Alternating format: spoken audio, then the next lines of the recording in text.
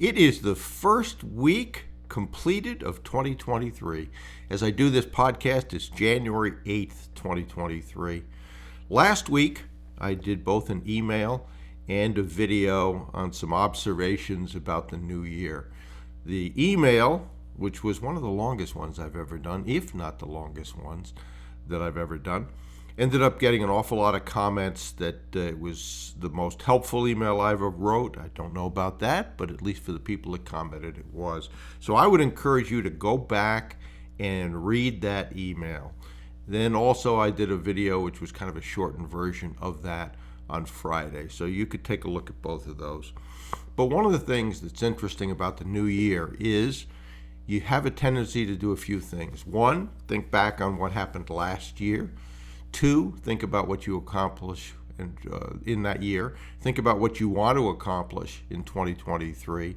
Write your affirmations, write your goals. But there are really two types of people in this. There are people who look back on it and say, okay, I did some things right, I did some things wrong. What am I going to do to correct that situation, to move forward? And those are those people that say, well, I set all these goals and they didn't happen, so I guess this isn't going to work for me, and so I'll just forget about it. And there are both sides of that. I always say that I'm kind of glad that there are people that are the second, because if we were competing against everyone who was so focused on the outcome and would do what it took to get there, the competition would be a whole lot tougher. So I'd encourage you to be in the first group. Think about what worked, what didn't work. If it was working, again, do more of it. And if it wasn't working, figure out what you need to do to change that situation. I was thinking about 100 years ago, not quite, but a long time ago. The first job I had, corporate job, was corporate sales for a company in New England.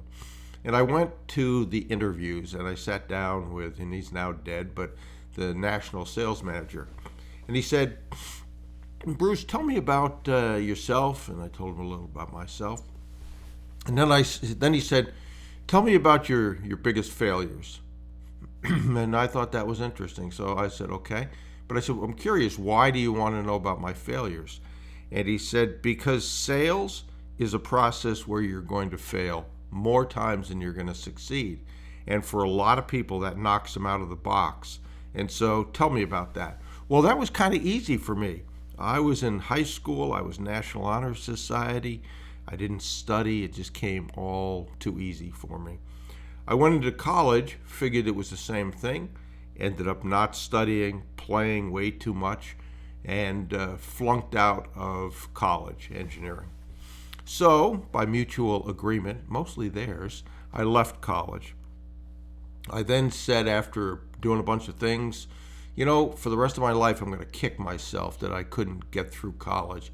So I called them up. I asked if I could come back. They said yes. Had to repeat the whole first year. Eventually did well, graduated.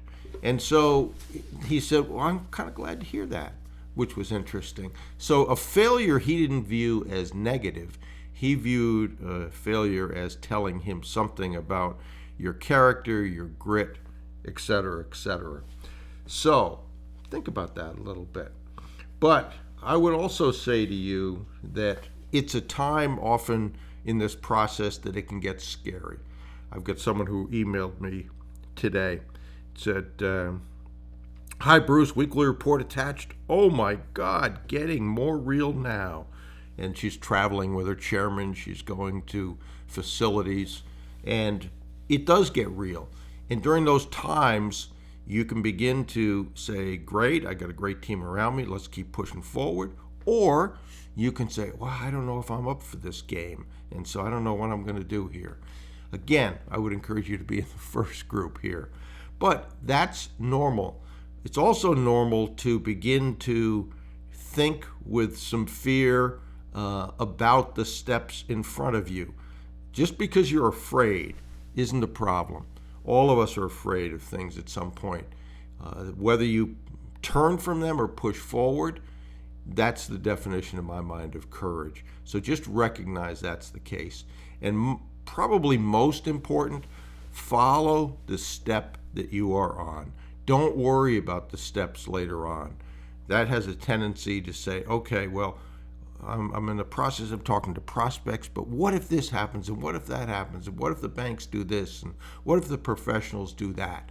Just focus on the step in front of you. If you don't know those steps, you should. Go over to brucewhipple.com. The all-new Deep Dive Bootcamp is the best resource for that. There's other resources there, including free resources. But think about, as we are into 2023, what you want to do, how you're going to do it. And as I said in that email, which again I would encourage you to read, go back and think about, okay, am I using my board? Am I using the tools around me? You put them there for a reason. It's amazing how many people don't use them. Okay, first week behind us. Let's get going on 2023.